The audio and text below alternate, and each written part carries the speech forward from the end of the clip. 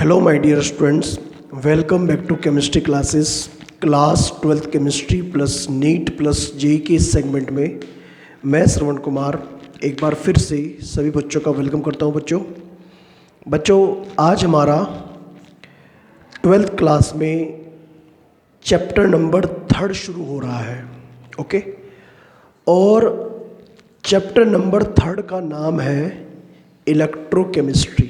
Okay, physical chemistry का जो ये सीरीज़ चल रही है अभी, इसमें फिजिकल केमिस्ट्री में टोटल 5 चैप्टर्स हैं 12th क्लास में, और हम लोग 2 चैप्टर्स ऑलरेडी आपको कंप्लीट करा चुके हैं, जिसमें पहले चैप्टर का नाम था solid state chemistry. Okay, chapter number 2 का नाम था solution and colligative properties. Okay, तो चैप्टर हमने कम्प्लीटली आप तक पहुंचा दिए हैं, कंप्लीट करा दिए हैं with solution, NCERT in text, NCERT examples and NCERT exercise questions. ठीक है, उम्मीद है सभी लेक्चर्स आपको अच्छे से आपने देखे होंगे, आपको पसंद आए होंगे और आप लोगों ने अच्छे से उनका फ़ायदा उठाया होगा। ओके, आज के इस लेक्चर में हमारा चैप्टर नंबर 3 इलेक्ट्रोकेमिस्ट्री का लेक्चर नंबर 1 है। ओके, तो आज हमें इलेक्ट्रोकेमिस्ट्री की शुरुआत करनी है। ठीक है स्टूडेंट, तो चलिए हम लोग बिना देरी करते हुए सबसे पहले इंट्रोडक्शन की बात करते हैं।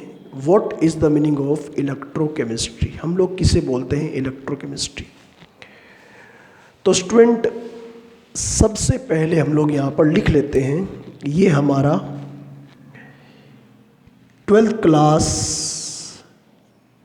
के पोर्शन का चैप्टर नंबर 3 है, जिसका नाम है इलेक्ट्रोकेमिस्ट्री। इलेक्ट्रोकेमिस्ट्री ये हमारा चैप्टर है। ठीक है, सबसे पहली बात तो आपको ये पता होना चाहिए सभी बच्चों को कि हम लोग इलेक्ट्रोकेमिस्ट्री में क्या पढ़ते हैं, मतलब केमिस्ट्री की वो कौन सी ब्रांच है जिसे हम लोग इलेक्ट्रोकेमिस्ट्री बोलते हैं। ठीक है, तो इसके लिए मैं आपको समझा रहा हूँ, हेडिंग लिखवा रहा हूँ, इंट्रोडक्शन। मैं आपको इसके लिए इंट्रोडक्शन लिखवा रहा हूँ। देखिए, जैसा कि ये जो वर्ड है इलेक्ट्रोकेमिस्ट्री, इसका मीनिंग निकलता है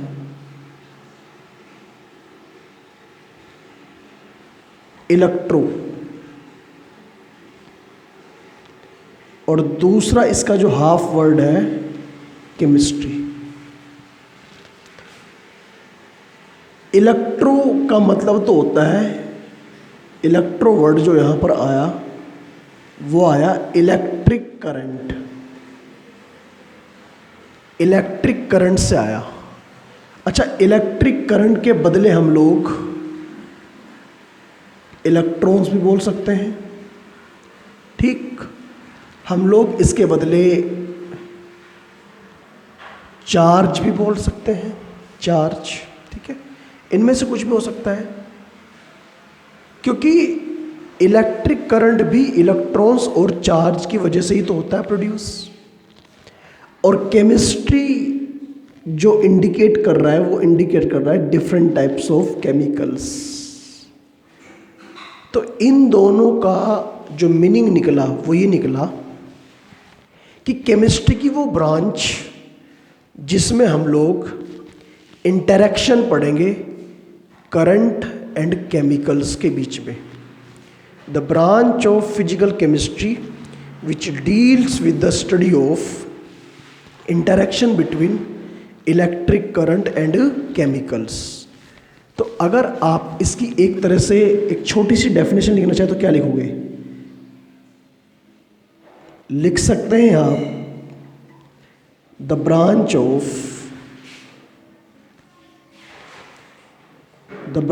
of physical chemistry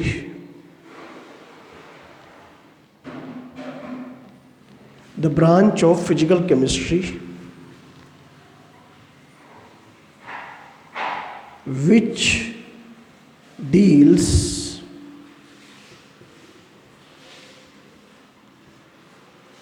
with the study of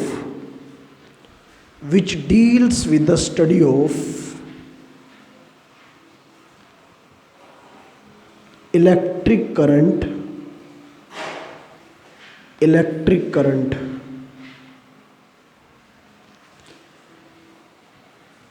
and chemicals, electric current and chemicals is called electrochemistry. हम लोग क्या बोलते हैं इसे? इलेक्ट्रोकेमिस्ट्री हम लोग इसे बोलते हैं। इस चैप्टर में हम लोग दो तरह के फिनोमेना पढ़ेंगे, दो तरह के फिनोमेना। इनमें से एक का नाम तो होगा इलेक्ट्रोलाइसिस,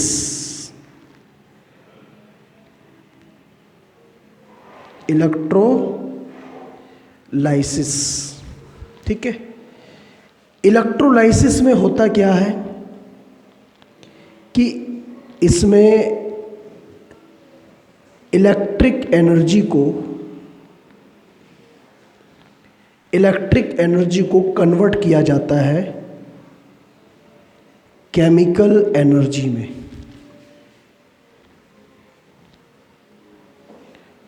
मतलब वो फिनोमेना, वो प्रोसेस जिसमें electric current is convert into chemical energy, मतलब electric energy is convert into chemical energy, इसे हम लोग बोलते हैं इलेक्ट्रोलाइसिस। ये तो कहलाता है इलेक्ट्रोलाइसिस, ठीक है स्टूडेंट। मतलब आपने नाम कहीं सुना होगा इलेक्ट्रोलाइटिक सेल। और दूसरा जो प्रोसेस है वो है electrochemical phenomena, electrochemical process. Electrochemical process में इसका उल्टा होता है। जैसे इलेक्ट्रोलाइसिस में electric energy convert into chemical energy, ऐसे ही इलेक्ट्रोकेमिकल प्रोसेस के अंदर क्या होता है, यहाँ पर अपोजिट होता है।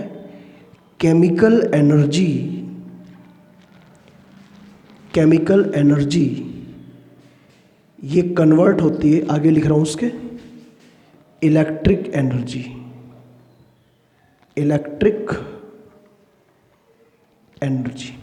ठीक है। समझ गए होंगे आप लोग बात को। एक बार रिवाइज कर देता हूँ। चैप्टर का नाम है इलेक्ट्रोकेमिस्ट्री। इलेक्ट्रोकेमिस्ट्री फिजिकल केमिस्ट्री की वो ब्रांच कहलाती है जिसके अंतर्गत या जिसके अंदर हम लोग क्या पढ़ते हैं, जिसके अंदर हम लोग पढ़ते हैं किसी भी केमिकल का इंटरेक्शन कैसे होता है इलेक्ट्रिसिटी के साथ में। ओके, अब इलेक्ट्रिसिटी और केमिकल का जब इंटरेक्शन होता है तो दो तरह के फिनोमेना होते हैं। पहला इलेक्ट्रोलाइसिस होता है। इलेक्ट्रोलाइटिक डिवाइस आप लोगों ने कहीं पर सुनी होगी, देखी होगी। और दूसरा इलेक्ट्रोकेमिकल डिवाइस। ये दो डिवाइस हैं और उन्हीं के नाम पर ये दो फिनोमेना है। एक तो डिवाइस का नाम होता है इलेक्ट्रोलाइटिक सेल। मेरी बात को जरा ध्यान से सुनिएगा। इलेक्ट्रोलाइटिक सेल आपने नाम सुना होगा। और दूसरे का नाम होता है इलेक्ट्रोकेमिकल सेल। तो मैंने सेल के नाम नहीं लिखे, मैंने यहाँ पर फिनोमेना के नाम लिखे। इलेक्ट्रोलाइसिस उस फिनोमेना को बोलते हैं जिस फिनोमेना में इलेक्ट्रिक एनर्जी को कन्वर्ट किया जाता है केमिकल एनर्जी में। इलेक्ट्रोकेमिकल प्रोसेस हम लोग उस फिनोमेना को बोलते हैं जिसमें केमिकल एनर्जी को कन्वर्ट किया जाता है इलेक्ट्रिक एनर्जी में। ठीक है, ये इसका इंट्रोडक्शन है चैप्टर का। अब ये जो डिवाइस है, ये इंट्रोडक्शन, ये पूरा इलेक्ट्रोकेमिस्ट्री हमारे डेली लाइफ में हम लोग इसे कहाँ देखते हैं, कहाँ पढ़ते हैं। जैसे मैं कुछ आपको 2-3 एग्जाम्पल दूँ। हम लोग जो सेल और बैटरी यूज़ करते हैं, सेल और बैटरी, जैसे टॉर्च की बैटरी, रिस्ट वॉच होती है, उसके अंदर लगने वाली छोटी सी बटन सेल, जो हमारी वॉल क्लॉक होती है उसके अंदर जो पेंसिल सेल होती है, जो हमारे टीवी रिमोट्स होते हैं या जो बाकी रिमोट्स होते हैं उनके अंदर लगने वाले पेंसिल सेल जो होते हैं वो, इन्वर्टर की बैटरी, व्हीकल्स के अंदर लगने वाली बैटरी, या जितने भी हम लोग सेल और बैटरी के बारे में पढ़ते हैं उन सभी के अंदर इसी केमिस्ट्री का या इसी चैप्टर का रोल है। ठीक है, इन सभी सेल को हम लोग बोलते हैं इलेक्ट्रोकेमिकल सेल। ठीक है, आगे पढ़ेंगे हम लोग, इसमें डिटेल में सारी चीज़ें पढ़ेंगे हम लोग। अच्छा, दूसरा, आपने देखा होगा कि जब किसी एक्वस सॉल्यूशन के अंदर हम लोग, एक्वस सॉल्यूशन किसी भी सोल्ट का, जैसे NaCl का एक्वस सॉल्यूशन, उस सॉल्यूशन के अंदर एक एनोड एक कैथोड हम लोग फिट कर देते हैं, और जब उनके करंट फ्लो करते हैं तो एनोड और कैथोड पर अलग अलग केमिकल सब्सटेंस डिपॉजिट हो जाते हैं। यह आपने कहीं ना कहीं सुना होगा, देखा होगा या कहीं पर बुक में पढ़ा होगा। तो ये जो फिनोमिना है, ये फिनोमिना कहलाता है आपका इलेक्ट्रोलाइसिस। क्या कहलाता है बच्चों? इलेक्ट्रोलाइसिस। ठीक, तो इसका मतलब ये जो इलेक्ट्रोकेमिस्ट्री का जो चैप्टर है, चैप्टर नंबर 3, हमारी डेली लाइफ में इसकी बहुत ज़्यादा इम्पोर्टेंस है। देखिए, इम्पोर्टेंस तो हर चैप्टर की है कहीं ना कहीं, किसी ना किसी फील्ड में। ठीक है, सभी चैप्टर की अपनी इक्वल और डिफरेंट इम्पोर्टेंस है। बस कंडीशन ये है कि आप उसे कैसे पढ़ रहे हैं, इस बात पर चीज़ें डिपेंड करती हैं। ठीक है, तो चलिए, खैर जो भी है, अभी जो मैं बात कर रहा हूँ यहाँ पर, मैं किसकी बात कर रहा हूँ? इलेक्ट्रोकेमिस्ट्री की बात कर रहा हूँ। अभी मैंने आप लोग के सामने एक छोटा सा इंट्रोडक्शन डिस्कस किया कि इलेक्ट्रोकेमिस्ट्री का मतलब क्या होता है। इंट्रोडक्शन के तौर पर मैंने समझा आपको, electro means electric current, electric current को हम लोग इलेक्ट्रॉन्स और चार्ज से भी कनेक्ट कर सकते हैं। केमिस्ट्री का मतलब केमिकल से है, मतलब फिजिकल केमिस्ट्री की वो ब्रांच जिसमें हम लोग इलेक्ट्रिक करंट और केमिकल्स के बीच में इंटरेक्शन और जो भी उनके बीच में स्टडी होती है वो हम लोग पढ़ते हैं। ठीक है, तो अभी तो आप लोग वीडियो स्टॉप करके ये portion as a introduction note करिएगा, और उसके तुरंत बाद फिर हम लोग 1 बाय 1 करके, जैसे हम लोग प्रीवियस चैप्टर्स में पढ़ते थे, एक एक करके टॉपिक्स को डिस्कस करना शुरू करते हैं। करिए आप लोग नोटिस बच्चों।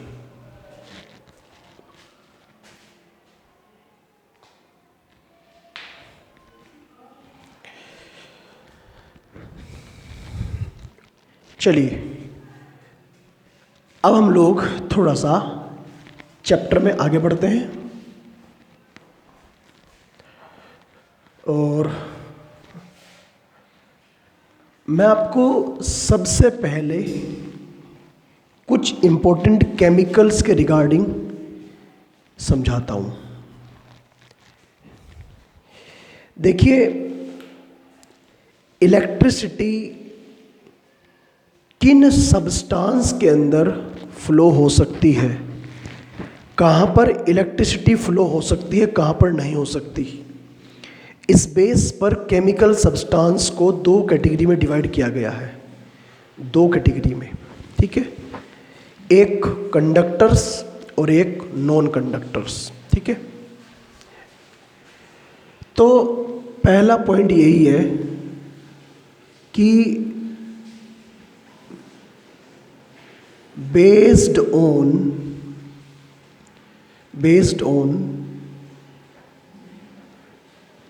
flow of charge, based on flow of charge or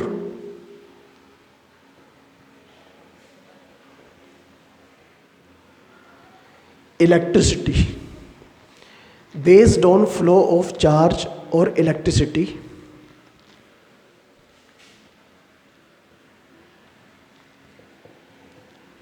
chemical substances. आपके लिए बहुत इंपॉर्टेंट टॉपिक है बच्चों ये, इसलिए आप लोग इसे ध्यान से पढ़ेंगे। वरना चैप्टर में कन्फ्यूजन क्रिएट होगा बहुत ज़्यादा, इसलिए ध्यान से पढ़ेंगे आप लोगों से। तो कहा कि based on flow of charge और electricity chemical substances are of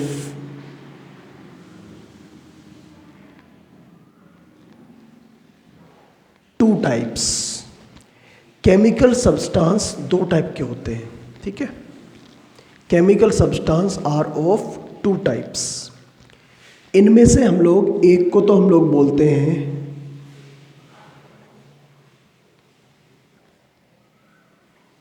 conductors, ठीक, और एक को हम लोग बोलते हैं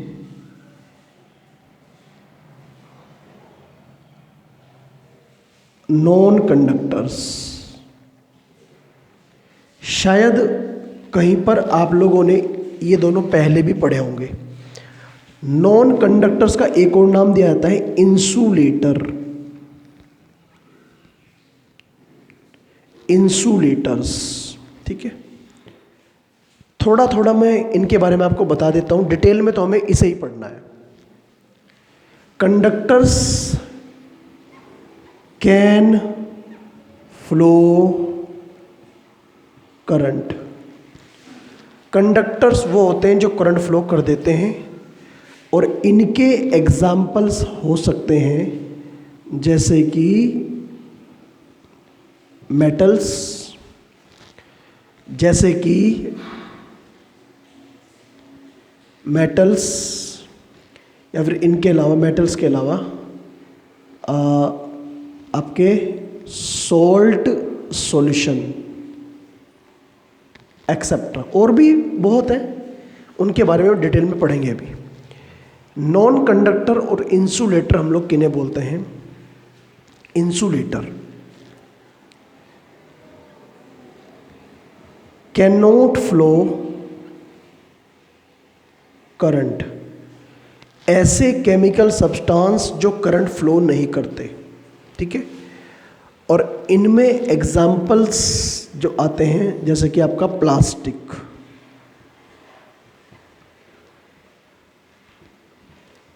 रबर, पॉलीथीन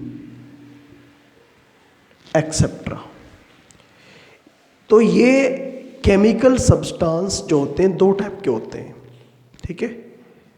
केमिकल सब्सटेंस दो टाइप के होते हैं, करंट फ्लो के बेस पर या फिर इलेक्ट्रिसिटी फ्लो के बेस पर। एक बात मैं यहाँ पर एडिशनल लिखना चाहता हूँ, कुछ केमिकल सब्सटेंस ऐसे होते हैं जो अपने आयंस में टूट जाते हैं, अपने आयंस में टूट जाते हैं, और कुछ ऐसे होते हैं जो अपने आयंस में नहीं टूट पाते। तो ये भी आपको समझना पड़ेगा। तो इसके लिए मैं आपको एक यहाँ पर नोट पॉइंट लिख के बता रहा हूँ।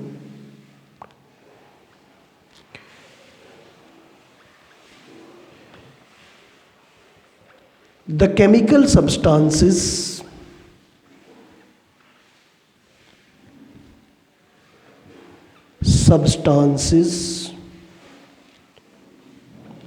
which can dissociate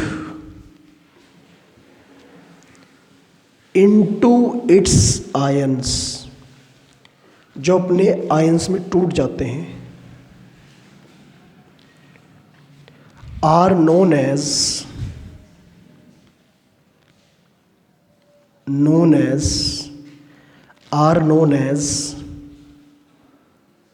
इन्हें नाम दिया जाता है इलेक्ट्रोलाइट्स। क्योंकि नाम से लग रहा है ना पता, इलेक्ट्रो मतलब वही करंट वाली सिस्टम है यहाँ पर, इलेक्ट्रोलाइट्स, ठीक है। And the chemical substance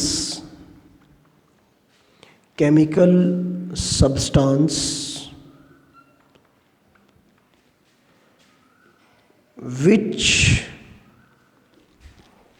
cannot dissociate, can't dissociate into its ions into its ions are called, तो इनका नाम है नॉन इलेक्ट्रोलाइट। Non electrolyte. तो आप थोड़ा सा इस बात को डिटेल में समझने की कोशिश करिएगा कि मैं कहना क्या चाह रहा हूँ। ये दोनों मैंने पहले ही पढ़ाया आपको। ये करंट फ्लो कर सकते हैं, ये नहीं कर सकते। समझ गए बात को? इसका मतलब अगर मैं ये जो पैराग्राफ मैंने लिखवाया, इनमें से मैंने एक को कहा इलेक्ट्रोलाइट, एक को कहा नॉन इलेक्ट्रोलाइट। तो अगर मैं आपसे कहूँ कि इलेक्ट्रोलाइट को इन दोनों में से कहाँ रखूँगा, मैं कहा इलेक्ट्रोलाइट को मैं यहाँ रखूँगा, क्योंकि इलेक्ट्रोलाइट्स आयंस प्रोड्यूस करते हैं और जो आयंस प्रोड्यूस करते हैं वो करंट फ्लो करते हैं। नॉन इलेक्ट्रोलाइट्स आयंस प्रोड्यूस नहीं करते और जो आयंस प्रोड्यूस नहीं करते वो करंट फ्लो भी नहीं करते। ठीक है, तो यहाँ पर आएंगे आपके नॉन इलेक्ट्रोलाइट्स। ये समझ गए? ये बात आपको समझनी पड़ेगी कि based on flow of charge और electricity, chemical substance are classified into two categories. Number one is conductors. Conductors are those chemical substance which can flow current, या फिर which can conduct electricity। और जो करंट फ्लो करते हैं वो किस वजह से करते हैं? क्योंकि उनके अंदर आयंस मिलते हैं, उनके अंदर इलेक्ट्रॉन्स मिलते हैं जो मूव कर सकते हैं। आयंस कब मिलेंगे? जब कोई केमिकल सब्सटेंस अपने आयंस में टूट जाएगा। अगर कोई केमिकल सब्सटेंस अपने आयंस में टूट गया तो आयंस में टूटने पर आयंस बन जाएंगे और वो आयंस जब मूव करेंगे तो करंट फ्लो करेंगे, और करंट फ्लो करने वालों को हम लोग क्या बोलते हैं? कंडक्टर्स। तो कंडक्टर्स का सीधा सीधा मतलब किससे है? इलेक्ट्रोलाइट से। और नॉन कंडक्टर्स या फिर इंसुलेटर का सीधा सीधा मतलब किससे है? नॉन इलेक्ट्रोलाइट से। वीडियो स्टॉप करके इस पैराग्राफ को भी आप लोग नोट कर लीजिएगा।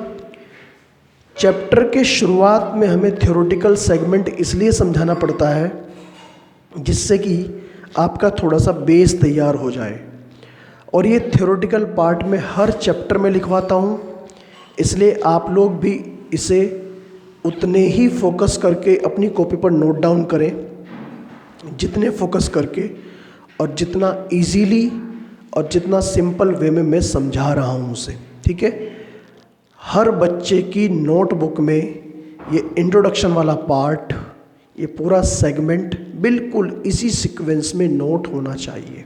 ठीक है, वीडियो स्टॉप करिएगा और सभी बच्चे इस पोर्शन को भी नोट करिएगा। अभी थोड़ा सा और मुझे इसी के बारे में समझाना है। ठीक है,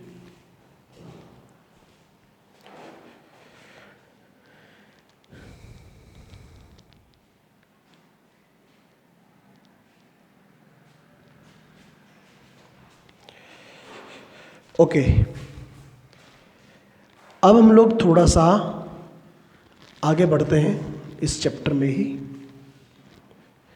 हमें एक बार इलेक्ट्रोलाइट्स, नॉन इलेक्ट्रोलाइट्स, इन्हीं के बारे में एक चार्ट की हेल्प से बात करनी है।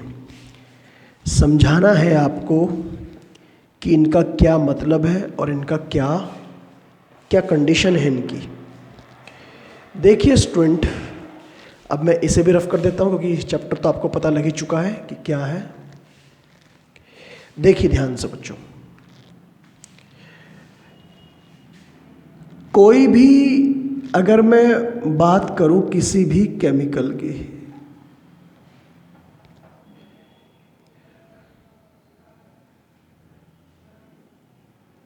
Chemical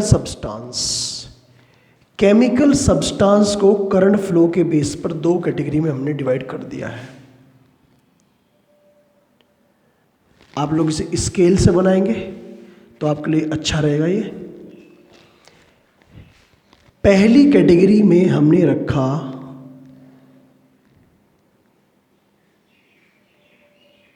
non conductors. Non conductors आप लोग इन्हें नॉन इलेक्ट्रोलाइट्स भी बोल सकते हैं। नॉन इलेक्ट्रोलाइट क्या करते हैं? ये कांट फ्लो करंट, ये करंट फ्लो नहीं करते। दूसरी कैटेगरी में आते हैं कैन फ्लो करंट, जो करंट फ्लो करते हैं। अब इनके बारे में तो हमें बस यही छोड़ देना है, इनके बारे में ज़्यादा डिटेल पढ़नी नहीं, क्योंकि हमारे चैप्टर का नाम है इलेक्ट्रोकेमिस्ट्री, मतलब ऐसे केमिकल के बारे में पढ़ना है, हमें डील करनी है जो करंट फ्लो कर सकते हैं। कैन फ्लो करंट के बेस पर ये केमिकल सब्सटेंस को दो कैटेगरी में डिवाइड किया गया है, मतलब ये दो टाइप के होते हैं। एक तो वो कि जब उनके अंदर करंट फ्लो होता है तो उनके केमिकल कंपोजिशन में चेंज नहीं आता, ठीक है। एक तो वो substances in which current can't change,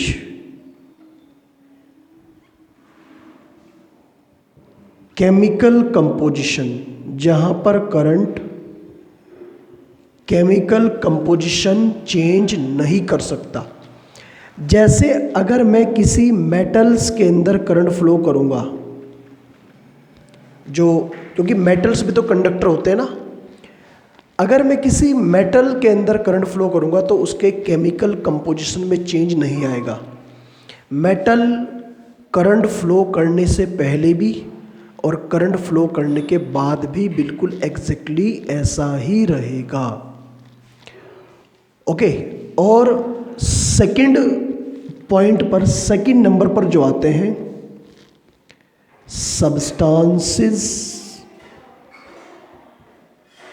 substances in which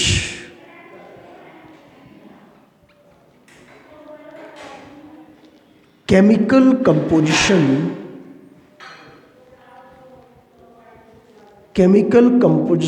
of a chemical composition in which, यहाँ से दोबारा एक्सप्लेन करना पड़ेगा, in which current can change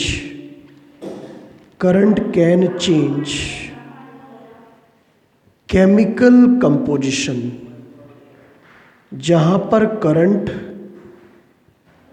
chemical composition change करता है। अगर करंट केमिकल कंपोजिशन चेंज नहीं कर पा रहा है, कैन नॉट चेंज, ठीक है, एक तो उस कैटेगरी के। और सेकंड कैटेगरी कौन सी आएगी? जहां पर करंट कैन चेंज कर सकता है, और ऐसे कंडक्टर्स को हम लोग बोलते हैं इलेक्ट्रोलाइट्स। क्या बोलते हैं? Electrolytes, okay. नॉन इलेक्ट्रोलाइट्स हमने यहाँ रखे बिकॉज नॉन इलेक्ट्रोलाइट्स में आयंस प्रोड्यूस नहीं होते। आयंस प्रोड्यूस नहीं होते तो करंट फ्लो भी नहीं होता, और करंट फ्लो नहीं होता तो इनके बारे में बात ही क्या करनी है। तो हमने तो क्या करना है, हमने तो जो हमारे कंडक्टर्स हैं, कंडक्टर्स के बारे में डिटेल में पढ़ना है। इनके एग्जाम्पल हो सकते हैं जैसे कि copper, silver, gold, platinum, iron, aluminium etcetera. और इनके एग्जाम्पल हो सकते हैं जैसे कि NaCl, KCl और आपका HCl, H2SO4, NaOH, ठीक है, इनके सबके सॉल्यूशंस, इन सब में करंट फ्लो होता है, नॉन इलेक्ट्रोलाइट एंड इलेक्ट्रोलाइट। ठीक है, पूरा पोर्शन वीडियो स्टॉप करके आप लोग नोट कर लीजिएगा, फिर हम लोग थोड़ा सा और आगे बढ़ते हैं स्टूडेंट।